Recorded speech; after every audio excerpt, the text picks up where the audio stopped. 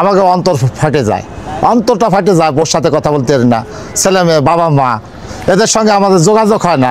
আমাদের জীবন হচ্ছে কি, আমরা নদী বন্দরে চলি, এখানে আমরা প্রত্যেকটা সদস্য আমাদের এটা বলতে হয়, আমাদের স্টাফ আছে।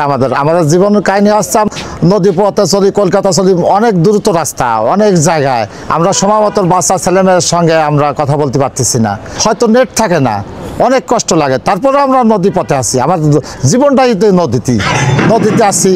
প্রত্যেকটা স্টাফ, তাদের মা বাবা আছে, তাদের ভাই বোন আছে, প্রত্যেকটা স্টাফের কথা বলার প্রয়োজন আছে। প্রয়োজন থাকা অবস্থা আমরা নেট পাই না, আমরা কথা বলতে পারতেছি না।